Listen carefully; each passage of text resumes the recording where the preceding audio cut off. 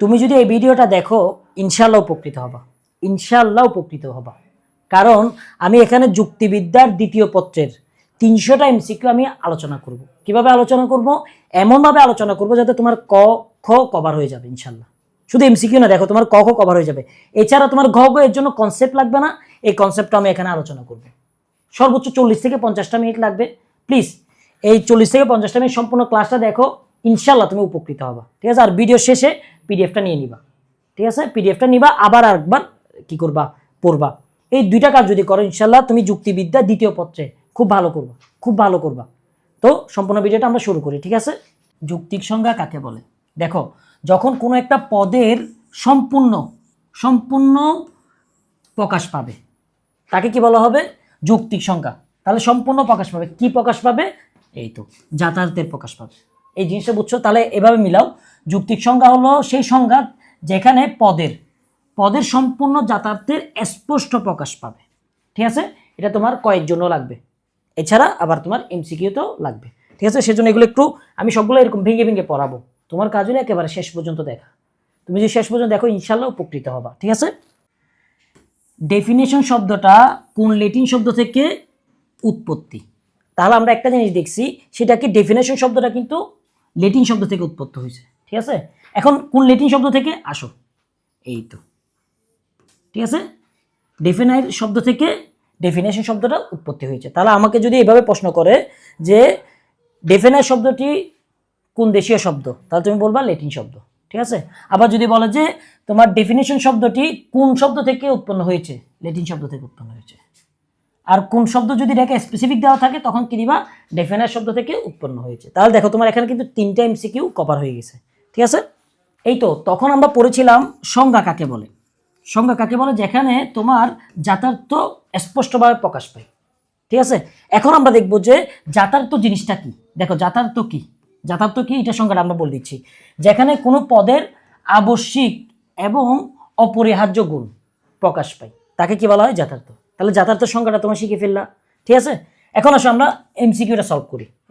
এমসিকিউটা solve করি। দেখো, কোনো পদের আবশ্যিক এবং অপরিহার্য গুণকে কি বলা হয়? যথার্থ বলা হয়। এটা কয়ের জন্য লাগবে, আবার তুমি এমসিকিউর জন্য পেয়ে গেলা। ঠিক আছে? তাহলে তুমি দুইভাবে লিখতে পারো। যথার্থ কাকে বলে? কোনো পদের আবশ্যিক এবং অপরিহার্য গুণকে যথার্থ বলে। আবার যদি বলে কোনো পদের আবশ্যিক এবং অপরিহার্য গুণকে কি বলা হয়? যথার্থ বলে। ঠিক আছে? যৌক্তিক সংজ্ঞার মূল নিয়ম, এই জিনিসটা একটু খেয়াল করবা। মূল নিয়ম কয়টি? মূল নিয়ম হলো 5টা। মূল নিয়ম 5টা। মানুষ হলো বুদ্ধিমান বুদ্ধিমান জীব বা বুদ্ধিসম্পন্ন জীব। এটি মানুষ পদের কি? দেখো, এটা কি বিবরণ? বিবরণ না। এটা কি অনুৎপত্তি? না। ব্যাখ্যাত্ব? না। এটা কি? সংজ্ঞা।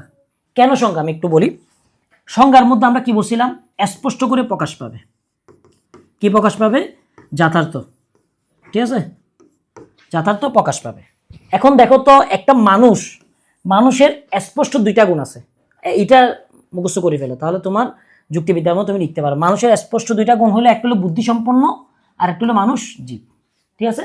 এখানে মানুষের যথার্থটা স্পষ্টভাবে প্রকাশ পেয়েছে, তাহলে এটা কি হবে? সংজ্ঞা। ঠিক আছে? তাহলে এই জিনিসটা মুখস্থ করে ফেলো যে মানুষের যথার্থ গুণ কয়টি? 2টি। কি কি? মানুষ বুদ্ধিমান এবং মানুষ কি? জীব। ঠিক আছে? আর এটা যেখানে প্রকাশ পাবে সেটা কি বলা হয়? সংজ্ঞা। সংজ্ঞায় কোনো কম ব্যাপক গুণ যোগ করলে পদের ব্যাখ্যার্থের কি পরিবর্তন হয়? কমে যায়। কি যাবে? কমে যাবে। দেখো, এই জিনিসটা আরেকটা আবার খেয়াল করো। সংজ্ঞা যদি কোনো কম ব্যাপক গুণ তুমি যোগ করো, তাহলে এটার ব্যাখ্যার্থ ইয়ার পরিমাণটা কি হয়ে যাবে? কমে যাবে। কিভাবে আমি একটু বলি। দেখো, ধরো রহিম ভালো স্টুডেন্ট, এটা একটু খেয়াল করবা কিন্তু, তাহলে তুমি ঘ নাম্বার উত্তর করতে পারবা। ঠিক আছে? দেখো, আমি এখানে বললাম রহিম ভালো স্টুডেন্ট, এটা এক ধরনের লাইন। আবার আমি যদি বলি এরকম, রহিম লম্বা কালো ফালতু খেলোয়াড় ও ভালো স্টুডেন্ট। একটু খেয়াল করে দেখো, এতটুকু খেয়াল করো। আমি এখানে কি বললাম, রহিমের একটা গুণ বলছি, কি বলছি, রহিম ভালো স্টুডেন্ট, ভালো স্টুডেন্ট। তাহলে দেখো এখানে বোঝা যাচ্ছে রহিম ভালো, তাহলে এটা ব্যাপকতা বাড়তেছে শুধু একটা মাত্র গুণ ব্যবহার করলে। কিন্তু তুমি যখন কম ব্যাপক গুণ, যেগুলো দরকার না, এরকম অনেকগুলা গুণ তুমি যোগ করতেছো, যেমন তুমি বলা লম্বা, এটা কি ব্যাপক না কম ব্যাপক, মানে অল্প অল্প গুণ, কালো, ফালতু, খেলোয়াড়, অনেকগুলা গুণ যোগ করছো, তারপর মূল মূল যে গুণটা আছে সেটাও যোগ করছো, ভালো স্টুডেন্ট। তখন দেখো তো তুমি ভালো স্টুডেন্ট, এটা কি তোমার কাছে কম লাগতেছে নাকি বেশি লাগতেছে? কম লাগতেছে না? দেখছো, মানে এই বাক্যটার মধ্যে তোমার দেখো বেশি মনে হচ্ছে ভালো স্টুডেন্ট। আচ্ছা রহিম ভালো স্টুডেন্ট, তোমার প্রথমে মাথায় আছে আচ্ছা হ্যাঁ রহিম তো ভালো স্টুডেন্ট। কিন্তু আমি যখন তোমার বলবো রহিম কালো, লম্বা, ফালতু, খেলোয়াড়, ভালো স্টুডেন্ট, তখন তুমি ভালো স্টুডেন্টটা কিন্তু তুমি ভুলে যাবা, অর্থাৎ এটার পরিমাণটা, ভালো স্টুডেন্ট পরিমাণটা কমে যাবে, ব্যক্তার্থটা কমে যাবে। বিষয়টা বুঝছো? এভাবে জাস্ট আমি উদাহরণ দেওয়ার জন্য বোঝাচ্ছি, ঠিক আছে? সংজ্ঞার প্রথম নিয়ম অনুসারে, প্রথম নিয়ম অনুসারে সঙ্গীয় পদের সঙ্গে যথার্থক কেমন হবে? তাহলে প্রথম নিয়ম অনুসারে প্রথমে আমরা কি করি, সমানে সমান থাকি, মাথায় রাখো সম্পূর্ণ সমান, প্রথমে আমরা সবাই সমানে সমান, ঠিক আছে? এইভাবে মাথা রাখতে পারো। তাহলে সংজ্ঞার প্রথম নিয়ম অনুযায়ী, কোন নিয়ম অনুযায়ী? প্রথম নিয়ম অনুযায়ী সঙ্গীয় পদের সাথে তোমার যথার্থ কেমন হবে? একেবারে সম্পূর্ণ সমান, ঠিক আছে? সংজ্ঞায় অলংকারিক বা রূপক ভাষা ব্যবহার করলে, দেখো অলংকারিক বা রূপক ভাষা ব্যবহার করলে কোন দুষ্টা ঘটবে? দেখো রূপক শব্দ পাইছো না, তাহলে রূপক সংজ্ঞা জনিত দোষ হবে, ঠিক আছে? আমি যদি তোমাকে থাপ্পড় দিলাম, তাহলে তুমি কোন জনিত মার খাইছো? থাপ্পড় জনিত মার খাইছো, ঠিক আছে? তাহলে আমি রূপক একটা শব্দ যোগ করলাম, তাহলে কোন জনিত সে দোষ করছে? রূপক জনিত দোষ করছে, ঠিক আছে? যেখানে রূপক বা অলংকারিক শব্দগুলো ব্যবহার করব সেটা কি বলা হয়? রূপক সংজ্ঞাজনিত দোষ। উট হলো মরুভূমির জাহাজ, এটা একটা রূপক অর্থ, কারণ মরুভূমিতে কি জাহাজ চলতে পারে? আর উট কি আসলেই জাহাজ? না। এখানে কি বোঝাইছে? মরুভূমির মধ্যে যেভাবে চলাচল করা কঠিন, কিন্তু আমরা উটের মাধ্যমে চলাচল করতে পারি। অন্যদিকে সমুদ্রের মধ্যে কিন্তু চলাচল করা অনেক কঠিন, কিন্তু আমরা জাহাজের মাধ্যমে চলাচল করতে পারি। অর্থাৎ এখানে উটকে যে মরুভূমির জাহাজ বলছে, এটা আসলে রূপক অর্থ, ওই জাহাজের সাথে মিলাইছে আর কি, সমুদ্রের জাহাজের সাথে মরুভূমির উটের সাথে মিলাইছে, তাহলে এটা মিলাইছে, রূপক, ঠিক আছে? তাহলে এটাকে কি বলা হইতে পারে? রূপক সংজ্ঞা। মানে বুঝছো? রূপক সংজ্ঞা। পদের সংজ্ঞায়, সংজ্ঞার মধ্যে যদি তুমি অবিচ্ছেদ্য অবান্তর লক্ষণগুলো যোগ করো, তাহলে কি হবে বলতো? অব্যক্ত সংজ্ঞাজনিত দোষ হবে, অর্থাৎ সেটা ব্যক্ত পাবে না। তুমি অযথায় অনেকগুলো গুণ যোগ করছো, কিছুক্ষণ আগে আমি উদাহরণ দেখাইছি, তখন এটা ব্যক্ত হবে না, বরঞ্চ কমে যাবে, তোমার কাছে আরো কম লাগবে। যেমন রহিম ভালো স্টুডেন্ট, তোমার কাছে ভালো স্টুডেন্ট অনেক বড় মনে হচ্ছে, ব্যক্ত মনে হচ্ছে, কিন্তু যখন আমার অবিচ্ছেদ্য এবং অবান্তর যেটা দরকার নাই এরকম গুণগুলো আমি যোগ করতেছি, তাহলে দেখবা মেইন যে গুণটা সেটা তোমার কাছে কি মনে হবে? অব্যক্ত, ছোট মনে হবে, ঠিক আছে? অব্যক্ত মানে ছোট, মাথায় রাখতে পারো। আমি আবারও বলছি, তোমাদেরকে সহজভাবে বোঝানোর জন্য আমি অনেকগুলো উদাহরণ দিচ্ছি, ঠিক আছে? মানুষ হলো বুদ্ধিভিত্তিক জীব বা বুদ্ধি সম্পন্ন জীব, তাহলে এর মেইন গুণ কোনটা ছিল? বুদ্ধি সম্পন্ন জীব বা বুদ্ধিবৃত্তি সম্পন্ন জীব। এই যে আমি এখন দীপক, মানে দুইটা পা আছে, এটা অযথা যোগ করছি না? হ্যাঁ, অবিচ্ছেদ্য, এটা কি ছেদ করা যাবে? পাটা কি তুমি একটা মানুষকে ছেদ করতে পারবা? পারবা না। এবং অবান্তর গুণ আমরা কি করছি? অ্যাড করছি, অবান্তর। তাহলে এটা কি ভাইয়া? অবান্তর। অবান্তর মানে যেটা না বললেও হইতো, এবং এটা অবিচ্ছেদ্য, কিন্তু দেখো অবিচ্ছেদ্য, এটা কি ছেদ করা যাবে মানুষ থেকে? না। সব ঠিক আছে, কিন্তু এটা দরকার না, তো দরকার না, তাও আমি অ্যাড করালাম। এই যে আমি অ্যাড করেছি ভাই, এখানে কি হয়েছে বলতো? অব্যক্ত সংজ্ঞা হয়েছে। অব্যক্ত মানে কি বলছিলাম? ছোট সংজ্ঞা, ছোট সংজ্ঞা। কিভাবে আমি আরেকটাবার বুঝাই প্লিজ, এটা ঘ নাম্বার জন্য লাগবে, সেজন্য দেখো মানুষ বুদ্ধিসম্পন্ন জীব, তাহলে তুমি সহজে বুঝতেছো, মাশাআল্লাহ মানুষ বুদ্ধিমান প্রাণী আর কি, এটা বুঝাইছে, ইজি। কিন্তু তোমাকে আমি যখন বললাম যে মানুষ ফর্সা, দ্বিপদ, লাল শার্ট পরা বুদ্ধিসম্পন্ন জীব, তাহলে দেখো বুদ্ধিসম্পন্ন জীবটা তোমার কাছে কি মনে হচ্ছে? ছোট মনে হচ্ছে, অব্যক্ত মনে হচ্ছে। বিষয়টা বুঝছো ভাই? এটা তুমি ঘ নাম্বার জন্য লাগবে, সেজন্য আমি বলছিলাম যে এই ক্লাসটা সম্পূর্ণ করবা। এই যে আমি ভেঙে ভেঙে বলতে, তুমি ঘ নাম্বার জন্য সব কভার হয়ে যাবে ইনশাল্লাহ, ঠিক আছে? ওকে। নিচের কোনটির যুক্তিক সংজ্ঞা দেওয়া হয়? নিচের কোনটি মুখস্থ করে ফেলবা, আর কিছু বোঝার দরকার নেই। দেখো জাতিবাচক বা শ্রেণীবাচক, জাতিবাচক বা শ্রেণীবাচক। বিশিষ্ট পদের কখনো হয় না। নজরুল, নজরুলে কি বলবা তুমি? ঠিক আছে? বিশিষ্ট গুণেরও হয় না, বিশিষ্ট ব্যক্তিরও হয় না। জাতির হবে, জাতিগতভাবে আমরা পাখিদের নিয়ে কথা বলবো, একটা পাখি না, মানুষদের নিয়ে কথা বলবো, ঠিক আছে? এরকম নির্দিষ্ট কাউকে নিয়ে করবে না কাজ। জাতিগত বা শ্রেণীবাচক। মানুষ হলো একটা বুদ্ধিবৃত্তি সম্পূর্ণ প্রাণী। দেখো আমি এর আগেও বলছি মানুষের দুইটা যথার্থ গুণ আছে, এই তো দুইটা, একটা দুইটা। তাহলে এটা কোন ধরনের সংজ্ঞা বলো তো ভাইয়া? এটা শুদ্ধ সংজ্ঞা, ঠিক আছে তো? রাইট রাইট, হ্যাঁ মিলছে তো, আমি দুইটা গুণ বলছিলাম, দুইটা গুণ, ঠিক আছে। এটা অব্যক্ত না, অব্যক্ত না। কেন অব্যক্ত? মানে আরো বেশি গুণ যোগ করা, যেগুলো দরকার নেই এরকম গুণ যোগ করা, ঠিক আছে। এটা অতিব্যক্ত না, ঠিক আছে, খুব কম করে বলছে তাও না। আবার এটা অশুদ্ধতা নাই, তার এটা কি শুদ্ধ সংজ্ঞা। সংজ্ঞায় যথার্থের চেয়ে কম গুণ উল্লেখ করা। কম গুণ উল্লেখ করলে কি হয় বলতো? কম গুণ উল্লেখ করছো তাহলে কি হয়ে যাবে? অতিব্যক্তি। অতিব্যক্তি সংজ্ঞাজনিত দোষ। সেই জিনিসটা আমি একটু বোঝাই বলবো ভাইয়া, একটু সময় দাও। হ্যাঁ, যেমন আমি কি বললাম, মানুষ প্রাণী। তাহলে মানুষের কিন্তু দুইটা গুণ ছিল, মানুষের বুদ্ধি ছিল না।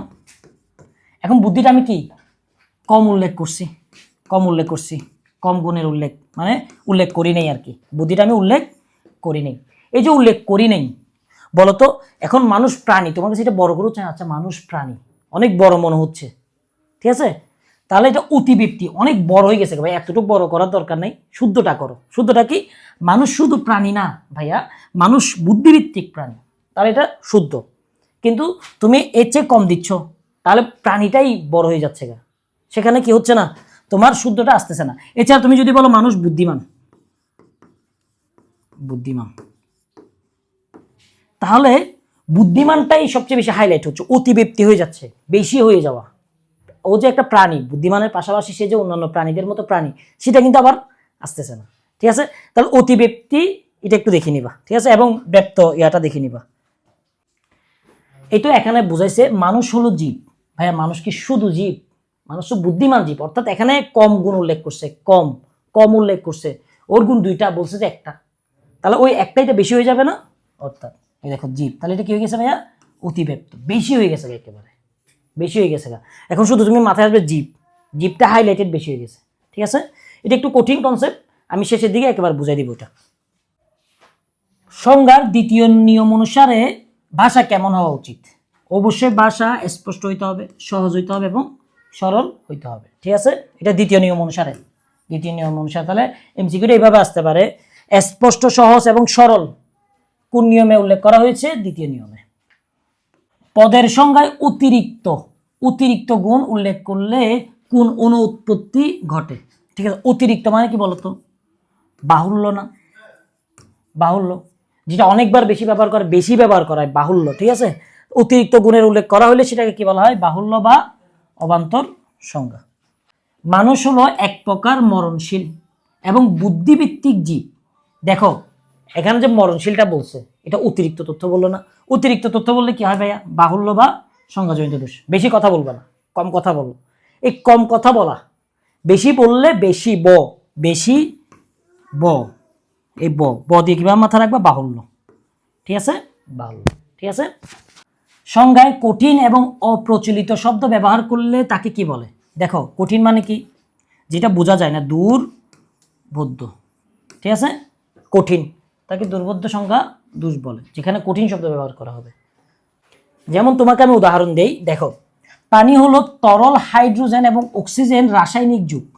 আচ্ছা বলো তো, এটা যদি তুমি তোমার এলাকার একটা দাদুকে, চাচাকে বা হাক্কুকে, চট্টগ্রাম ভাষায় হাক্কু বলো, এদেরকে যদি তুমি বলো হাইড্রোজেন অক্সিজেন, ও কি বুঝবে? বুঝবে না, বুঝবে না।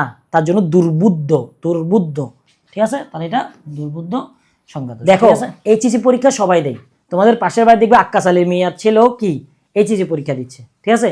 কিন্তু সেটা তবে তোমার আলটিমেট গোল হতে পারে না। তোমার আলটিমেট গোল হওয়া উচিত অবশ্যই Dhaka university, Chittagong university, Rajshahi university, এছাড়া যে কোনো পাবলিক একটা ইউনিভার্সিটি, সেটাতে টিকে তুমি তোমার মা বাবার মুখ উজ্জ্বল করবা। সেটার জন্য তোমাদের জন্য নিয়ে আসছি একটা সেরা অফার, সেটা দেখো 2000 টাকার কোর্স শুধুমাত্র 570 টাকা দিয়ে। ওখানে কি করবা? বিশ্ববিদ্যালয়ে একবার পূর্ণ প্রস্তুতি, একেবারে পূর্ণ প্রস্তুতিটা তুমি 570 টাকা দিয়ে নিবা। সেখানে কি কি থাকবে একটু দেখো। তোমার 150টার উপর ক্লাস থাকবে, পিডিএফ নোট থাকবে, প্রিমিয়াম ক্লাস থাকবে, সাজেশন শীট থাকবে, প্রশ্ন সলভ থাকবে, তারপর ভর্তি পর্যন্ত তোমার যতগুলো সাপোর্ট লাগে সবগুলো আমরা দিব। এছাড়া প্রতি সপ্তাহে কিন্তু আমরা নিয়মিত এক্সাম নিব। অর্থাৎ তুমি যদি এই 2000 টাকার কোর্সটাতে ভর্তি হও, তাহলে তোমার আর কিছুই করতে হবে না, কিছুই করতে হবে না, কোথাও ভর্তি হইতে হবে না ইনশাল্লাহ। একেবারে A to Z গাইডলাইন, তবে যারা তাড়াতাড়ি ভর্তি হবা তাদের জন্য 570 টাকা, বিশেষ করে আমার চ্যানেলে যারা সাবস্ক্রাইবার আছো তারা। সংজ্ঞার 3য় নিয়ম অনুযায়ী সংজ্ঞায় কোনটি ব্যবহার করা যাবে না, কোনটা ব্যবহার করা যাবে না কোনটা? দেখো সবচেয়ে ইম্পর্টেন্ট জিনিস, 3য় নাম্বার নিয়ম অনুসারে সমার্থক বা প্রতিশব্দ ব্যবহার করা যাবে না। ঠিক আছে, আমি যদি এরকম বলি মানুষ বুদ্ধিমান, ট্যালেন্টেড, তাহলে এই বিষয়গুলো বেশি হয়ে গেল না? একটা সমর্থক শব্দ তুমি 2বার ব্যবহার করতে পারবা? 3য় নিয়ম অনুসারে সেই জিনিসটা বলছে যে এখানে সমর্থক বা প্রতিশব্দ ব্যবহার করা যাবে না। সঙ্গীয় পদে প্রতিশব্দ যদি তুমি ব্যবহার করে ফেলো তাহলে কি ঘটবে দেখো তো, কোন অনুৎপত্তি ঘটবে? দেখো চক্রক সঙ্গদোষ ঘটবে। চক্রক মানে কি? আবার ঘুরে আসে। দেখো আমি বললাম সে ভালো মানুষ, দেখো এখন কি বললাম, দেখো সে ভালো মানুষ, সে good human being, good human. ঠিক আছে, আবার বললাম সে বেস্ট মানুষ। তাহলে দেখো চক্রাকারে একটা জিনিসটা আমি আবার গোড়ায় গোড়ায় বলতেছি না, মানে কথা পেঁচায় পেঁচে একই কথা বলতেছি, সেজন্য এটাকে কি বলে? চক্রক। হ্যাঁ, চক্রক সঙ্গদোষ। ঠিক আছে ভাইয়া, এগুলো আমি জাস্ট তুমি যেভাবে মাথায় রাখতে পারবা সেই জিনিসটা বোঝাচ্ছি। সেজন্য আমি বললাম যে তোমরা এখানে আজকে কিন্তু এমসিকিউ সলভ করতেছো না, তুমি ক খ গ ঘ সবগুলোই সলভ করে ফেলতেছো। ঠিক আছে, মানুষ হলো মানব সন্তান, এটি কোন ধরনের সঙ্গদোষ? দেখো মানুষ আছে না ভাইয়া, তা তুমি মানুষের আরেকটা সমর্থক শব্দ আনছো মানব, তাহলে এটা কি হবে? চক্র, মানে ঘুরে ফিরে একই কথা বলা, চক্রের মতো। সংজ্ঞার 4র্থ নিয়ম অনুযায়ী কোন বাচক শব্দ পরিহার করতে হবে? একটু দেখো তো, নঞ্চর্তক এবং নেতিবাচক, নঞ্চর্তক বা নেতিবাচক শব্দ কি করতে হবে? পরিহার করতে হবে 4র্থ নম্বর নিয়ম অনুসারে। আমি কিন্তু এই জিনিসটা তুমি যখন প্রথম পত্রে তখন কিন্তু আমি পড়াইছিলাম কেন ব্যবহার করা যাবে না, কারণ নঞ্চর্তক বা নেতিবাচক শব্দগুলা সম্পর্ক ছিন্ন করে ফেলে, সেজন্য। ঠিক আছে, পাপ নয় পুণ্য, এটি কোন ধরনের সঙ্গদোষ? দেখো এখানে নয় আছে, নয় মানে কি? নয়র্থক সংজ্ঞাদোষ। নেগেটিভ যেগুলা, দেখো একটা ক্লু দিচ্ছি, নেগেটিভ যেগুলো বেশিরভাগ ক্ষেত্রে এটা কি হবে?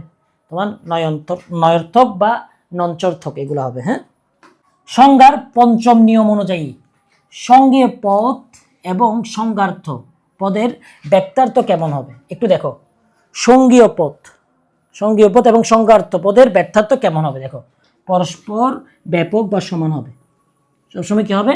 সমান হবে। ঠিক আছে, যে পদের সংজ্ঞা দেওয়া হয় তাকে কি বলা হয়? সঙ্গেয় পদ। আর সংজ্ঞা হিসেবে যে শব্দ সমষ্টিটা ব্যবহার করা হয়, তাকে সংজ্ঞা হিসেবে যেটা ব্যবহার করা হয় সেটাকে কি বলা হয়? সংজ্ঞার্থ। ঠিক আছে, তাহলে দুইটা একটু দেখে নেবে, একটু কনফিউশনে পড়ার মতো এটা কয়ের জন্য লাগবে। নিচের কোন পদের যৌক্তিক সংজ্ঞা দেওয়া সম্ভব নয়? পরম জাতি বা সর্বোচ্চ জাতি। ঠিক আছে, এই জিনিসটা কিভাবে মাথায় রাখবা ভাই? তোমার যেটা অনেক উপরে জাস্ট আমরা মাথায় রাখার জন্য, এলন মার্কস, তুমি এলন মার্কসকে কি দিয়ে সংজ্ঞা দিবা? ওর সাথে তুমি দেখা করতে পারবা না, তোমার ব্রেইনে কুলাবেও না যে কেমনে $1 ট্রিলিয়ন মালিক হয়েছে, বোঝানোর জন্য। হ্যাঁ, তাহলে ও আমার জন্য অনেক বড় বা পরম, সেজন্য ওর কি দেওয়া যাবে না? সংজ্ঞা দেওয়া যাবে না, এটা মাথায় রাখার জন্য বলতেছি। ঠিক আছে, যুক্তিবিদ্যাতে আবার এটা বোঝায়নি, এলন মার্কসে বোঝায়নি। নজরুল বা কোনো বিশিষ্ট ব্যক্তির যৌক্তিক সংজ্ঞা কেন দেওয়া যায় না? কারণ ভাই আমি তো বলছি জাতিবাচকের দেওয়া যাবে, ও তো জাতিবাচক না, তাদের নির্দিষ্ট কোনো কি নাই? যথার্থ নাই। ঠিক আছে, তাদের নির্দিষ্ট কোনো যথার্থ নাই, সেজন্য। সুখ দুঃখ আনন্দের মতো মৌলিক অনুভূতির সংজ্ঞা দেওয়া যায় না কেন? দেখো সুখ দুঃখ আনন্দ এগুলো মৌলিক জিনিস, এগুলার কেন সংজ্ঞা দেওয়া যায় না? একটু দেখো তো কেন দেওয়া যায় না? কারণ ভাই এটা সরল, এদের কোনো ঊর্ধ্বতর জাতি নেই। এটা কোন জাতিতে ফেলবা? মানব জাতি, কুকুর জাতিতে ফেলা যাচ্ছে না, এটা সরল। সুখটা দেখো সরল, তুমি চাইলেও আসবে সুখটা, না চাইলেও আসবে। দুঃখটা তুমি চাইলেও আসবে, না চাইলেও আসবে। ঠিক আছে, সত্যি তুমি একটা জিনিস খেয়াল করে দেখিও, দেখবা যে তোমার সব আছে, টাকা আছে, পয়সা আছে, রেজাল্ট ভালো, সব ঠিক আছে, কিন্তু তোমার অযথায় ভালো লাগতেছে না, তোমার কেন ডিপ্রেস মনে হচ্ছে। এই সরল, এবার মাথায় রাখো। হ্যাঁ, এটা সরল, এটা তুমি কি সংজ্ঞায়িত করবা? সেজন্য আরেকটা জিনিস মাথায় রাখতে পারো, কাকদের সংজ্ঞায়িত করা যায় না, তখন তোমার যদি সুখ দুঃখ বলে তুমি বলবো যে তাদেরকে। সংজ্ঞা এবং বিবরণের মধ্যে মূল পার্থক্যটা কি? দেখো সংজ্ঞায় যথার্থ থাকে, সংজ্ঞা আমি এর আগে প্রথমেই পড়াইছি, সংজ্ঞাতে যথার্থ থাকবে, কিন্তু বিবরণে যথার্থ থাকে না। এখানে অবান্তর লক্ষণ থাকে, উপলক্ষণ থাকে, মেইন জিনিসটা থাকবে। বিবরণের মধ্যে অনেক কিছু থাকবে, সে ভালো শুধু এটা বলবে না, সে এরকম হয়েছে যে সে এরকম হয়েছে সে এরকম, অনেকগুলা কথা বলবে সংজ্ঞার মধ্যে, বিবরণের মধ্যে। বিবরণ মানে কি, বড় করে বলা। তো এখন অনেক কিছু থাকবে, মেইন কথা থাকতেও বা নাও থাকতে পারে, বেশিরভাগ ক্ষেত্রে থাকবে না। আর সংজ্ঞার মধ্যে মেইন কথাটা চলে আসবে, যেমন মানুষ বুদ্ধিভিত্তিক এবং তোমার কি বুদ্ধিভিত্তিক প্রাণী, মানুষ বুদ্ধিভিত্তিক প্রাণী। কিন্তু বিবরণের মধ্যে দেখবে যে মরণশীল, সাদা, কালো, ভালো, অনেক গুণ নিয়ে আসবে, ঠিক আছে। এটা কাক হলো এক প্রকার পাখি যা কালো রঙের এবং কা কা ডাকে। এটি কাকের কি বলতো? বিবরণ। ভাইয়া বিবরণ দেখো, এখানে কাক হলো একটা পাখি হয়ে যাইতো, তাহলে এটা কিন্তু তোমার যথার্থটা প্রকাশ পাইতো। কিন্তু এখানে এটা শুধু এটা বলে নাই, কালো রঙের, ও কা কা করে, ও খুঁজে খায়, কত কিছু বলতেছে, তাহলে বেশি বলে ফেলতেছে। আর বেশি বললে কি হবে ভাইয়া জানো? বিবরণ। বেশি বলা মানে বিবরণ। এখানে যাতার্থের বানানটা ভুল আছে, একটু দেখে নিবা। যথার্থ অংশ নয়, কিন্তু যথার্থ থেকে অনিবার্যভাবে আসে এমন গুণ যোগ করলে কোন দোষ ঘটে? বাহুল্য জনিত দোষ। বেশি করা, হ্যাঁ, বেশি গুণ যোগ করলে তুমি তখন কি হবে? বাহুল্য জনিত দোষ হবে। বাহুল্য সংজ্ঞা জনিত দোষ এড়াতে কি করতে হবে দেখো, কেবল সম্পূর্ণ যথার্থ উল্লেখ করতে হবে। যথার্থ, ঠিক আছে, যথার্থ যে গুণটা, মানুষ বুদ্ধিমান প্রাণী, শেষ। অতিরিক্ত গুণ, অতিরিক্ত করা যাবে না, বেশি বলা যাবে না, বেশি, বাহুল্য, এভাবে মাথায় রাখবে। ত্রিভুজ হলো তিনটি সরল রেখা দ্বারা বেষ্টিত সমতল ক্ষেত্র। এটাকে কি বলা হয়? শুদ্ধ এবং যৌক্তিক সংজ্ঞা। দেখো এখানে অতিরিক্ত কোনো সংজ্ঞা আনেনি। জ্ঞানী ব্যক্তি নন অজ্ঞ, এটি কোন দোষের উদাহরণ? দেখো নন আছে না, তাহলে কি হবে? নয়র্থক সংজ্ঞা দোষ, ঠিক আছে। নিচের কোনটির যৌক্তিক সংজ্ঞা দেওয়া সম্ভব? কোনটা যৌক্তিক দেওয়া সম্ভব দেখো তো, যেহেতু ত্রিভুজে দেওয়া যাচ্ছে তাহলে চতুর্ভুজেরও দেওয়া যাবে। এরিস্টটলের মতে সংজ্ঞার মূল ভিত্তি দুইটি। তাহলে আমি 1 নাম্বার পাইলাম যে এরিস্টটলের মতে সংজ্ঞার মূল ভিত্তি কয়টি? 2টি। এখন 2টি কি কি? জাতি এবং বিভেদক লক্ষণ। বিভেদক লক্ষণ কি, এটা আমি কিন্তু প্রথম পত্রে বলছি, ঠিক আছে। জীবন একটি রঙ্গমঞ্চ, এটি কোন দোষের উদাহরণ? ভাইয়া আমাকে বলো, তুমি কি জীবনের মধ্যে রং মাখো যে শুধু? না। এটা কি মঞ্চ? না। এটা উদাহরণ দিল, একটা উদাহরণ দিছে যে ভাইয়া রঙ্গমঞ্চের মধ্যে যেরকম অনেক তামাশা হয়, নাটক হয়, অভিনয় হয়, এই আমাদের জীবনের মধ্যে দেখবে অনেক তামাশা হয়, নাটক হয়, অভিনয় হয়। তুমি দেখো তোমার ব্যক্তিগত লাইফে কত ফেভারিট মানুষ এখন তোমার 2 চোখে পছন্দ হয় না, কেন? নাটক দেখলা যে আসল ফেভারিট ছিল যে না, তো সে তোমার সাথে নাটক করে তোমার ফেভারিট হয়েছিল যে, এখন যখন তুমি আসল রূপটা দেখছো, ইউ অ্যাভয়েড হিম বা হার, ঠিক আছে। তো আসল নাটক, পৃথিবীটা আসলেই নাটক, ঠিক আছে। দেখো জীবন একটা রঙ্গমঞ্চ, তাহলে এটা তো বাস্তবে না আসলে। হ্যাঁ, আসলে দেখেন আমরা রঙ্গের মঞ্চ করি না জীবনের মধ্যে, ঠিক আছে। হ্যাঁ, অনেকগুলো জিনিস আমাদের রঙ্গমঞ্চের মতো জীবনের, ঠিক আছে, কিন্তু জীবন তো আসলে রঙ্গমঞ্চ না। আমার রঙ্গমঞ্চের মধ্যে যে দর্শক থাকে, আমার জীবনের দর্শক আছে কেউ? দেখো আমার জীবনের দুঃখগুলো আমি বিয়ার করি, আমার জীবনের পাপগুলো আমি বিয়ার করি, আমার জীবন সুখগুলো আমি উপভোগ করি, তাহলে এখানে তো দর্শক নেই। এখানে এটা আসলে উদাহরণ দেওয়ার জন্য বলছে। উদাহরণ বললে কি বলা হয়? রূপক, ঠিক আছে, এর আগেই পড়াইছিলাম। পদের ব্যাখ্যার্থ হ্রাস বা বৃদ্ধি ঘটলে কোন নিয়ম লঙ্ঘিত হয়? প্রথম এবং পঞ্চম মুখস্থ করে ফেলো। আলো হলো অন্ধকারের অভাব মানে কি? নেগেটিভ না। আর নেগেটিভ হলে আমি কি বলছিলাম ভাইয়া? নয়র্থক, ঠিক আছে। সংজ্ঞার নিয়ম লঙ্ঘন করলে যুক্তিবিদ্যায় কি ঘটে? অনুৎপত্তি বা দোষ হয়। ভাইয়া তোমাকে বললাম তুমি টাইম মেনটেন করে এভাবে করবা কাজ, তুমি করো না, তাহলে তুমি কি করছো? দোষ করছো, ঠিক আছে, এই দোষ, তাহলে দোষ ঘটে। আর দোষের একটা সমার্থক শব্দ হলো অনুৎপত্তি। সংজ্ঞা হলো কোনো পদের যথার্থর, ঠিক আছে, যথার্থ, এটা বৈকার্য হবে, যথার্থর উন্মোচন। এটি কার উক্তি? জেমস। সুখ হলো দুঃখের অনুপস্থিতি। দেখো অনুপস্থিতি, এটা নেগেটিভ না, আর নেগেটিভ হলে আমি কি বলছিলাম ভাইয়া? নয়র্থক, ঠিক আছে। সবুজ বা লালত্বের মতো একক সরল গুণের সংজ্ঞা দেওয়া যায় না, কেন দেওয়া যায় না? কারণ এগুলার জাতি বা উপজাতিতে বিভক্ত করা যায় না। চক্রক শব্দের অর্থ কি? চাকার মতো ঘুরে আসা। তখন আমি বলছিলাম চাকার মতো ঘুরে আসা, ঠিক আছে। ধনবান ব্যক্তি হলেন যার প্রচুর ধন আছে। তাহলে দেখো তো ভাই, যে ধনবান তারই প্রচুর ধন আছে, আর যার প্রচুর ধন আছে সেই কি? ধনবান। অর্থাৎ একটা কথা ঘুরে ফিরে আবার বলছে, তাহলে এটা কি? চক্রক সংজ্ঞা দোষ। সংজ্ঞার প্রধান উদ্দেশ্যটা কি? প্রধান উদ্দেশ্যটা দেখো, অর্থকে, পদের যে অর্থটা আছে সেটাকে সুস্পষ্ট, সুনির্দিষ্ট এবং সংকীর্ণতামুক্ত করা। ঠিক আছে, এটাকে স্পষ্ট এবং সুনির্দিষ্ট করা। এটা সংজ্ঞার জন্য লাগতে পারে, ক্ষয়ের জন্য লাগতে পারে। কোনটি পদের গুণগত প্রকাশ করে? দেখো কোনটা করে, যথার্থ। ঠিক আছে, বানানটা কিন্তু দেখবা, আমি বলে দিচ্ছি যথার্থ বানানটা এখানে একটু ভুল আছে। বস্তু হলো যা অবস্তু নয়, নয় মানে কি নেগেটিভ, আর নেগেটিভ হলে কি হয়, নয় অর্থক। ঠিক আছে, লজিক্যাল ডিভিশন বা যৌক্তিক বিভাগ বলতে কি বোঝায়? লজিক্যাল ডিভিশন বা যৌক্তিক বিভাগ বলতে কি বোঝায়? দেখো, একটা উচ্চতর জাতিকে, ডিভিশন মানে তো ভাগ করা, একটা উচ্চতর জাতিকে ভাগ করা। কিভাবে ভাগ করা? অনেকগুলো উপজাতিতে ভাগ করা। ইজি না বিষয়টা? ডিভিশন মানে ভাগ করা, বিভাগ মানে ভাগ করা টাইপের। ঠিক আছে, বিশেষভাবে ভাগ করা। তাহলে উচ্চতর একটা জাতিকে তুমি যদি অনেকগুলো উপজাতিতে ভাগ করো, তাকে কি বলা হয়? লজিক্যাল ডিভিশন বা যৌক্তিক বিভাগ। যৌক্তিক বিভাগ সবসময় কোন পদের ক্ষেত্রে প্রযোজ্য হয়? দেখো, জাতিবাচক এবং শ্রেণীবাচক, এটা মাথায় রাখবো সবসময়। সংজ্ঞাটাই আসলে ডিপেন্ড করে জাতিবাচক এবং শ্রেণীবাচকের ক্ষেত্রে। যৌক্তিক বিভাগের মূল ভিত্তি বা নীতিকে কি বলা হয়? কি বলা হয় বলো তো একটু? দেখো, যৌক্তিক বিভাগ, বিভাগ মানে ভাগ করা, তাহলে ভাগ করাটা আর কি? ভাগ করাটা কি? তার মূল সূত্র। ঠিক আছে, বা মূল নীতি। যৌক্তিক বিভাগ প্রথম নিয়ম অনুসারে বিভাজনটি সবসময় কেমন হইতে হবে? কেমন হইতে হবে বলো তো?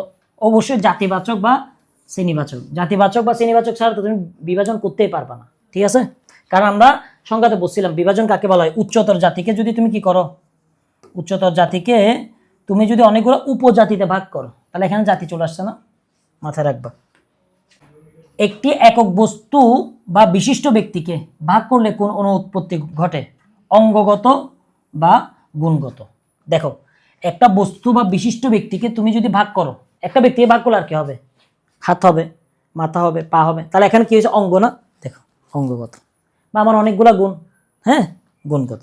ঠিক আছে, ব্যক্তিটা তো তুমি অনেক কিছু বানাতে পারবে না, অনেকটা মানুষ বানাতে পারবে না। একটা ব্যক্তি যদি ভাগ করে ফেলে, তার হাত পা হবে, তাহলে অঙ্গগত। অনেকগুলো গুণের কথা বলতে পারো, তাহলে গুণগত। ঠিক আছে, দেখাবো দাঁড়াও। যেমন মানুষের হাত, পা, মাথা ইত্যাদিকে ভাগ করাকে কি বলা হয়? অঙ্গগত বিভাগ দোষ। ঠিক আছে, একটি টেবিলকে তার রং, আকার, ওজনে ভাগ করলে কি হয়? গুণগত বিভাগ। এটা একটা ওর গুণ না? এটা একটা লাল শাড়ি, লালটা তার গুণ না, অ্যাডজেক্টিভ না? তাহলে এটা কি? গুণগত বিভাগ।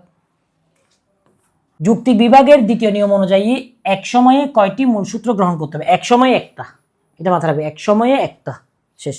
আর এটা কত নাম্বার নিয়ম? দ্বিতীয় নাম্বার নিয়ম। একই বিভাগে এক সময় একাধিক মূলসূত্র ব্যবহার করলে কোন দোষ ঘটে? সংকর বিভাগ দোষ। সংকর বিভাগ, অনেকগুলো তুমি ঢুকাই ফেলছো, তাহলে সংকর বিভাগ দোষ। কারণ আমাদের ব্যবহার করতে হবে একটাতে কয়টা? একটা নিয়ম। মানুষকে সৎ, ফর্সা ও লম্বা এই তিন ভাগে ভাগ করলে কি দোষ ঘটে? সঙ্গ বিভাগ দোষ। ঠিক আছে, বললাম না একটাতে ভাগ করতে হবে, কিন্তু তুমি অনেকগুলোতে ভাগ করে ফেলছো একসাথে, তখন এটা সংকর হয়ে যাবে। যুক্তিক বিভাগের তৃতীয় নিয়ম অনুযায়ী বিভক্ত উপজাতিগুলাকে ব্যক্তার্থ মূল জাতির কেমন হতে হবে? সমান। বেশিরভাগ ক্ষেত্রে দেখবা সমান হয়। ঠিক আছে, এটা একটা ট্রিক্স দিলাম। বিভক্ত উপজাতিগুলার ব্যক্তার্থ মূল জাতির চেয়ে বেশি হয়ে গেলে কোন দোষ ঘটে? যদি বেশি হয়ে যায়, এই তো দেখো ভাই, বেশি হয়ে গেলে কি হবে? অতিব্যক্ত হয়ে যাবে, বিভাগ দোষ ঘটবে। ঠিক আছে, মানুষকে এশীয়, আফ্রিকান, ইউরোপীয়, অমর এই চারটি বিভাগে ভাগ করছে, তাহলে ভাই বেশি করে ফেলছে না? অতিব্যক্ত বিভাগ দোষ। বেশি করে ফেলছে, এতগুলো ভাগ। ঠিক আছে, তুমি বুঝতেছো, শব্দের সাথে মিলাও, শব্দের সাথে মিলাও। বিভাগ দোষের ক্ষেত্রে এগুলো ইজি। বিভক্ত উপজাতিগুলার ব্যক্তার্থ মূল জাতির চেয়ে কম হলে কি হবে? অব্যক্ত, কমে যাবে। অব্যক্ত বিভাগ দোষ, অব্যক্ত বিভাগ দোষ। অব্যক্ত মানে কি? কমে যাওয়া। ঠিক আছে, প্রথমটার সাথে গুলাইও না, এটা একেবারে ইজি। এটা কমে যাওয়া মানে অব্যক্ত, আর বেশি যাওয়া মানে কি? অতিব্যক্ত। অতি মানে বেশি, অতিব্যক্ত। ঠিক আছে, ব্যক্ত মানেও বেশি, অতি মানেও ব্যক্ত, অনেক অনেক বেশি। আর অব্যক্ত মানে অমানে না, অমানে না। ব্যক্ত মানে বেশি না। ঠিক আছে, কম, কম দিয়ে মিলাবা না। ত্রিভুজকে সমবাহু এবং সমদ্বিবাহু এই দুই ভাগে যদি ভাগ করে, তাহলে ভাইয়া কি হবে? অব্যক্ত। কেন? এটা আসলে কম করছে, এটা আসলে বেশি। সমবাহু আছে, দ্বিবাহু আছে, বিষমবাহু আছে, আছে না ভাইয়া? বিষমবাহু ক্লাস 4-5 পড়ছো। তাহলে গুণ কিন্তু তিনটা বললাম, দুইটা, তাহলে কমাই ফেললাম না? কমাই ফেলা মানে কি? অব্যক্ত। কম, অব্যক্ত মানে কম, ব্যক্ত মানে বেশি। ঠিক আছে, কিন্তু অ মানে না, তাহলে বেশি না। বিষয়টা বুঝছো? চতুর্থ নিয়ম অনুযায়ী বিভক্ত উপশ্রেণীগুলোকে পরস্পরের কেমন হতে হবে? পরস্পর বিচ্ছিন্ন এবং বিসংবাদী, মানে একসাথে হইতে হবে সবগুলো। বিভক্ত উপশ্রেণীগুলা পরস্পর বিসংবাদী না হলে কোন দোষ ঘটবে? পরস্পর বিভাগ দোষ। তোমাকে বললো পরস্পর থাকার জন্য, তুমি থাকো নাই, তাহলে এটা কি? তোমার পরস্পর না থাকার দোষ, এই পরস্পর বিভাগ দোষ। দেখো আসলে যুক্তিবিদ্যা না, যে কোনো পড়া তুমি তোমার বাস্তব লাইফের সাথে রিলেট করে পড়তে পারবা, ঠিক আছে? কারণ ভাই আমার উদ্দেশ্য এ প্লাস পাওয়া, হ্যাঁ, আমার উদ্দেশ্য নাটক করা না, ঠিক না ভাই? বলো, ঠিক আছে? মানুষকে কবি, দার্শনিক ও লেখক এই ভাগে বিভক্ত করলে কোন দোষ ঘটবে? দেখো তো, পরস্পর বিভাগ দোষ, ঠিক আছে? Dhaka university, Chittagong university, Rajshahi university এবং যতগুলো ইউনিভার্সিটি আছে সবগুলো ইউনিভার্সিটির এ টু জেড, আর কোথাও কোনো কোচিং পড়তে হবে না, এ টু জেড সম্পূর্ণ প্রিপারেশন মাত্র 2000 টাকা। কিন্তু যারা আমাদেরকে তাড়াতাড়ি নক করবা, ঠিক আছে, 1000 স্টুডেন্ট হওয়ার আগে, তাদের জন্য মাত্র 570 টাকা। হ্যাঁ, আমার চ্যানেলে সাবস্ক্রাইবার হইতে হবে, ঠিক আছে? যারা চাও একটু তাড়াতাড়ি নক করবা। কি কি আছে এখানে আমি দিয়ে দিছি, স্ক্রিনশটটা নিয়ে দেখবা। এই নাম্বারে একটু নক করে ফেলবা, ঠিক আছে? পঞ্চম নিয়ম অনুযায়ী বিভাগের সময় কোনো মধ্যবর্তী স্তর বাদ দিয়ে দূরবর্তী স্তরে যাওয়াকে কি বলা হয়? উল্লম্পন। উল্লম্পন মানে কি? জাম্প দেওয়া। আমি মাঝখানে একটা আছে, সেতু আছে, আমি সেতুটাতে পার না হয়ে আমি জাম্প দিলাম, তাহলে কি করলাম? আমি উল্লম্পন করলাম, ঠিক আছে? অর্থাৎ তুমি একটা গুণ না বলে মধ্যবর্তী গুণ একটা বাদ দিছো, জাম্প দিছো। এবার এটা ইজি, এটা মাথায় রাখতে পারো। উল্লম্পন শব্দের অর্থ কি? এই তো লাফ দেওয়া বা ডিঙ্গিয়ে দেওয়া। জীবকে সরাসরি বাঙালি, ইংরেজ, ফরাসি বাদ করলে কোন দোষের ইয়ে হবে? উল্লম্পন। দেখো তুমি একটা জীবকে ডাইরেক্ট ও মানুষ নাকি কিটা বললা না, দেখো জীবকে তুমি মানুষটা বলো না, দেখো ডাইরেক্ট জাম দিয়ে যাই বাঙালি, ইংরেজ, ফরাসি বানাই ফেলছো, ঠিক আছে? এটা কি মানুষ না কে? কে আসলে ইংরেজি, কে আসলে বাঙালি, এটা বলো না তুমি, মাঝখানে একটা পদ বাদ দিয়ে দিছো, সেজন্য এটা কি? উল্লম্পন বিভাগ দোষ। ষষ্ঠ নিয়ম অনুযায়ী মূল জাতির নাম কার উপর প্রযোজ্য হতে পারে? উপজাতিগুলোর উপর হইতে পারে। মূল নামটা সেটা জাতি থেকে আসছে না, সেটা জাতির নামগুলো উপজাতিকেও তুমি দিতে পারবা। একটা জাতিকে সদর্থক গুণ এবং তার বিরুদ্ধ মানে নয়ার্থক গুণের ভিত্তিতে যদি দুইটি ভাগে ভাগ করো, তাকে কি বলা হয়? দ্বিকোটিক। দ্বি মানে কি? দুইটি না ভাইয়া? হ্যাঁ, বুঝছো? দ্বি মানে দুইটা, কোটিক মানে খারাপ ভাবো না, খারাপ মানে পাশাপাশি, কোনাকুনি, হ্যাঁ, কোনাকুনি অবস্থান। কুটনি বলি না আমরা, চট্টগ্রাম ভাষায় বলি কুটনি। ইতিতের নামে ফিন মারে, ইতিতের নামে ফিন মারে, মানে ও ওর নামে কথা লাগায়, ও ওর নামে কথা লাগায়, দুইটা বিপরীত। ওর দেখতে পারে না, ও আবার ওরে দেখতে পারে না, ঠিক একইভাবে সদর্থক হলো পজিটিভ, বিরুদ্ধমান নয়ার্থক। হ্যাঁ, নয়ার্থক কি? নয়ার্থক হলে তোমার আবার নেগেটিভ, তাহলে দুইটা কৌণিক বিপরীত, হ্যাঁ, বিভাগ একসাথে যদি যুক্ত হয়ে যায় তাকে কি বলা হয়? দ্বিকোটিক বিভাগ। বিষয়টা বুঝছো? আবার একটু দেখো, একটা জাতিকে যদি তার সদর্থক এবং তার নয়ার্থক গুণের ভিত্তিতে দুটি ভাগে ভাগ করা হয়, তাকে কি বলা হয়? দ্বিকোটিক বিভাগ। মানুষকে সৎ ও অসৎ এই দুই ভাগে যদি ভাগ করো, তাহলে এটা কি হবে? দ্বিকোটিক। কেন? সৎটা কি তুমি জানো, বলো তো? সদর্থক। আর অসৎটা কি? নয়ার্থক, ঠিক আছে? দ্বিকোটিক বিভাগের প্রধান সুবিধা কোনটা? দেখো, এতে কোনো বিভাগ দোষ বা অনুৎপত্তি ঘটে না। তুমি সৎ বললে সতী, তাহলে এখানে কিন্তু কি বিভাগ দোষ হচ্ছে না।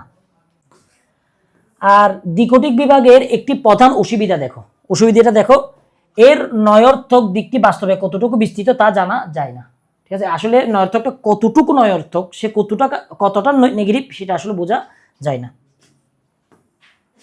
নিচের কোনটির যৌক্তিক বিভাগ করা অসম্ভব? কোনটার? দেখো, ক্ষিতীশ মানে ক্ষিতীশ রাখিও না, আমি একটা নাম দিই, ধরো আমি এখানে দিলাম হিরো আলম। তাহলে এটা একটা কি ভাইয়া? এটা একটা নাম, এটাকে ভাই তুমি কখনো যৌক্তিক সংজ্ঞা দিতে পারবা? যৌক্তিক বিভাগ করতে পারবা? তাহলে কোনো একটা নামকে কখনো যৌক্তিক সংজ্ঞা দেওয়া যায় না। যৌক্তিক বিভাগ হলো ব্যাখ্যার্থের বিশ্লেষণ।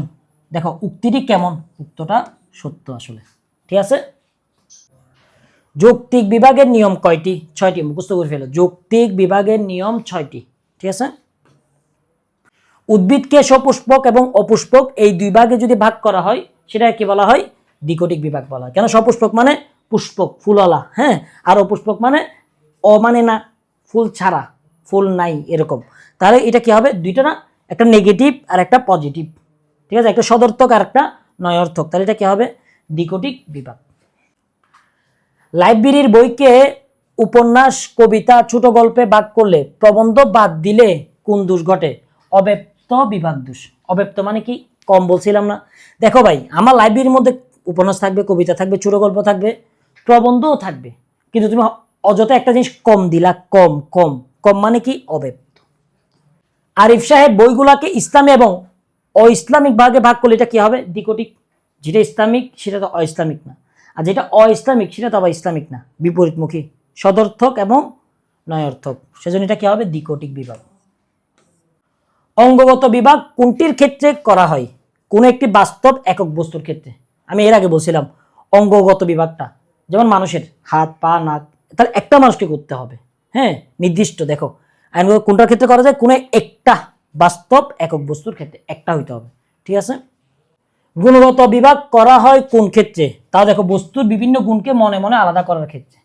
একটা বস্তুর এটা গুণটাকে যদি তুমি আলাদা আলাদা করো, যেমন শাড়িটা লাল, বড়, তারপর ঘাড়ো, ধরো অনেকগুলো গুণে ভাগ করলো, এটা। সংজ্ঞা প্রকাশ করে যথার্থ এবং বিভাগ প্রকাশ করে ব্যক্তার্থ। এটা দেখো সবচেয়ে বড় সংজ্ঞা। সংজ্ঞা কে প্রকাশ করবে? যথার্থ। যথার্থ বর্ণনাটা ভুল আছে, আমি বলছি। হ্যাঁ, আর বিভাগ প্রকাশ করে কে? ব্যক্তার্থ। হয়ে গেল। কিভাবে মাথায় রাখবা?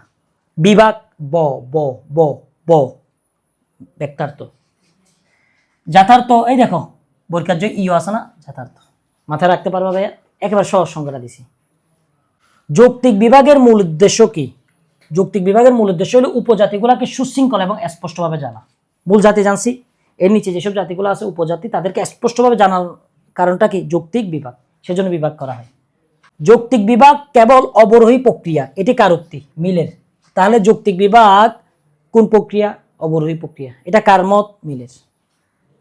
কোনো কোনো মানুষ হয় সৎ, এই বাক্যটি দিয়ে কোন যৌক্তিক বিভাগ করা যায় কিনা? না, করা যাবে না। দেশকে এশীয়, ইউরোপীয়, নদীমাতৃক ভাগে ভাগ করলে কোন দোষ ঘটে? সংকর বিভাগ দোষ ঘটে। দেখো অনেকগুলাতে নিয়ে আসছে, অনেকগুলা, সেজন্য। মানুষকে শিক্ষিত, অশিক্ষিত, অর্ধশিক্ষিত ভাগে ভাগ করলে কোন দোষ ঘটে? দেখো পরস্পর বিভাগ। একটি আমকে খোসা, আটি, শ্বাস এই ভাগে ভাগ করলে কোন বিভাগ হবে বলতো? অঙ্গগত। কারণ দেখো একটা আম, নির্দিষ্ট একটা আম, এটা খোসা, হ্যাঁ, বটা, সবগুলাকে আলাদা করছে, তাহলে এটা কি হবে? অঙ্গগত। এটার অঙ্গগুলোকে আলাদা আলাদা করছে, দেখো সবগুলাই একটা আমের অঙ্গ। আরোহ অনুমানের মূল লক্ষ্য কি? আরোহ অনুমানের মূল লক্ষ্যটা হলো বাস্তব এবং বস্তুগত সত্যতা এবং সার্বিক সংশ্লেষণ বাক্য প্রতিষ্ঠা করা। ঠিক আছে। যুক্তিবিদ জেএস মিল আরোহ অনুমানকে প্রধানত কয় ভাগে ভাগ করছে? দুই ভাগে, মুখস্থ করে ফেলবা। আর দুই ভাগগুলো কি কি? প্রকৃত আরোহ এবং অপ্রকৃত আরোহ। প্রকৃত আরোহের মূল বৈশিষ্ট্য বা প্রাণ কোনটা? আরোহমূলক লম্ব, মানে জাম্প দিবে সে, আরোহমূলক। যে আরোহে আরোহমূলক লম্ব বর্তমান থাকে তাকে কি বলা হয়? প্রকৃত আরোহ। যেখানে লম্ব থাকবে, হ্যাঁ, কিরকম? আরোহমূলক লম্ব জাম্প থাকবে, তাকে কি বলা হয়? প্রকৃত আরোহ। প্রকৃত আরোহ কত প্রকার? 3 প্রকার। বৈজ্ঞানিক আরোহ কিসের উপর ভিত্তি করে সিদ্ধান্ত প্রতিষ্ঠা করে? কিসের উপর সিদ্ধান্ত নেয়? দেখো তো, প্রকৃতির একরূপতা, নীতি এবং কার্যকারণ নিয়মের উপর। বৈজ্ঞানিক আরোহের সিদ্ধান্তটি কেমন হবে? নিশ্চিত সত্য, মানে সত্য দিলে হবে, সত্য দিলে হবে। অবৈজ্ঞানিক আরোহের অন্য নাম কি? অবৈজ্ঞানিক আরোহের অন্য নামটা কি? লৌকিক আরোহ বা অপূর্ণাঙ্গ আরোহ। ঠিক আছে। দেখো আমি একটু বলি, অবৈজ্ঞানিক আরোহের অন্য নাম কি? আচ্ছা বল, অবৈজ্ঞানিক মানে কি? যেখানে তথ্য নাই, শুধু মানুষ থেকে শুনে আসছে। দেখো লৌকিক আরোহ, মানুষ থেকে শুনে আসছে, আচ্ছা এই বট গাছের মধ্যে জিন আছে, এরকম। লৌকিক আরোহ বা অপূর্ণাঙ্গ, এটা কিন্তু পূর্ণাঙ্গ না। জিন আছে নাকি নাই সেটা কিন্তু আমরা আসলে জানি না, পূর্ণাঙ্গ না, শেষ পর্যন্ত যাই নাই, অপূর্ণাঙ্গ। ব্যাখ্যা আসলে দিতে ইচ্ছে করছে, আমি সবগুলো চাচ্ছি ব্যাখ্যা দিব, কিন্তু সমস্যাটা অন্য জায়গায়, ভিডিওটা অনেক লং হয়ে যাবে, সেজন্য আমি পড়ে যাচ্ছি। দেখো আমি প্রথম দিকে ব্যাখ্যা দিচ্ছিলাম, কিন্তু এখন পড়ে যাইতে হচ্ছে, কারণ তোমাদেরও একটা টাইম তো লিমিট আছে, তাই না?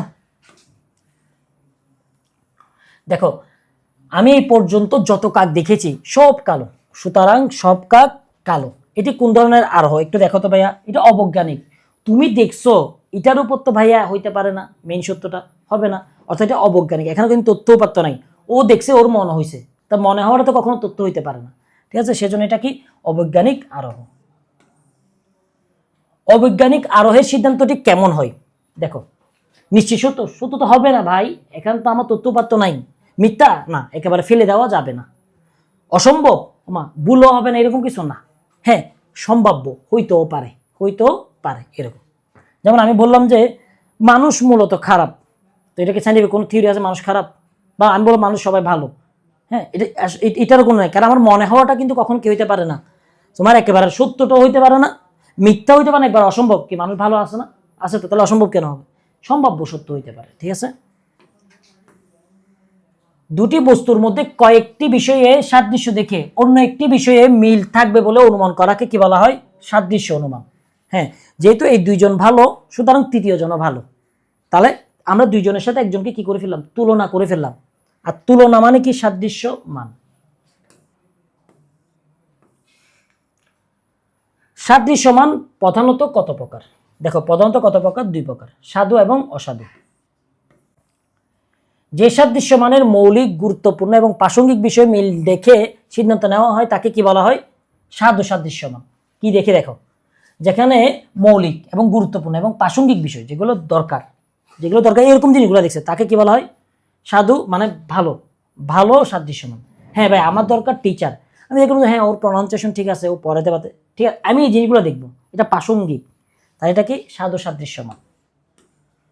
মানুষ ও উদ্ভিদের মধ্যে জন্ম, বৃদ্ধি, মৃত্যুতে মিল দেখে উদ্ভিদের প্রাণ আছে অনুমান করা কোন আরোহ?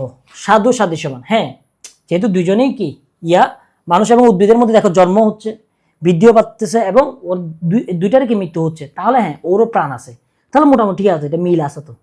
হ্যাঁ, এটা যৌক্তিক চিন্তা, সেজন্য এটা কি? সাধু সাদৃশ্যমান। যে আরোহের প্রাণ অর্থাৎ আরোহমূলক লম থাকে না তাকে কি বলা হয়? অপকৃত আরোহ। হ্যাঁ, এখানে লম থাকবে না, আমি বলছিলাম জাম্প থাকলে প্রকৃত, জাম্প না থাকলে অপকৃত। অপকৃত আরোহ কত প্রকার? দেখো, তিন প্রকার। কি কি? পূর্ণাঙ্গ আরোহ, যুক্তি সাম্যমূলক আরোহ, ঘটনা সংযোজন। একটি জুরির 50টি আমের প্রতিটি পরীক্ষা করে যখন সিদ্ধান্ত নেওয়া হয় জুরির সব আম মিষ্টি, তখন এটাকে কি বলা হবে ভাই? দেখো তো, পূর্ণাঙ্গ আরোহ না? পূর্ণাঙ্গ, ঠিক আছে, এটা তো তথ্যপাত্য হয়েছে, সবগুলো পরীক্ষা করে সিদ্ধান্ত নিয়েছে। এভাবে নেয় নাই যে একটা আম যেহেতু ভালো সব ভালো, এভাবে নেয় নাই। এটা নিলে কিন্তু কি হয়ে যেত? তোমার অনুমান টাইপের হয়ে যেত। ঠিক আছে, পূর্ণাঙ্গ আরোহের সিদ্ধান্ত কেমন হয়? নিশ্চিত সত্য। 50টা আমি পরীক্ষা করলাম, 50টাই ভালো, তাহলে তো সত্য, নিশ্চিত সত্য। পূর্ণাঙ্গ আরোহকে আরোহবাস বা ত্রুটিপূর্ণ আরোহ বলেছেন কোন যুক্তিবিদ? দেখো, যে এস মিলে বলেছেন।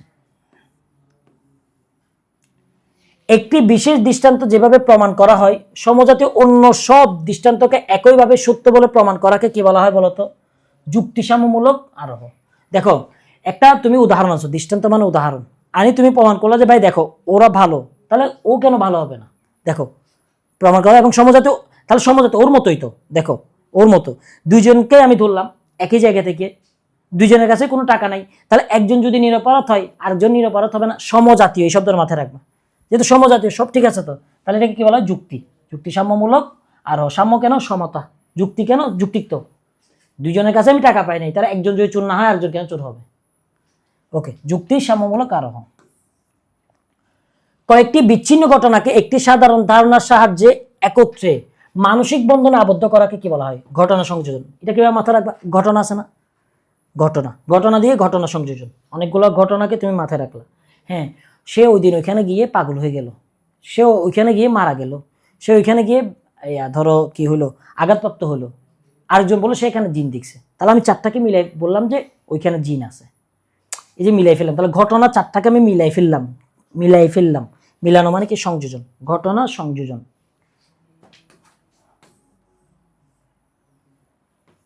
একজন নাবিক সাগরে একটি ভূখণ্ড দেখে তার চারপাশে ঘুরে বুঝলেন এটি একটি দ্বীপ, চারিদিকে ঘুরছে, তাহলে এটাকে কি বলা হয় ভাইয়া? ঘটনা সংযোজন। সে চারিদিকে ঘুরছে, হ্যাঁ, তাহলে ঘটনা সব, ও পুরা ঘটনাটাকে একসাথে ঘুরছে, সেটা কি বলা হয়? ঘটনা সংযোজক। আরোহমূলক লম্বকে আরোহের প্রাণ বা ধমনী বলেছেন কোন যুক্তিবিদ? বেন বা মিল। ঠিক আছে,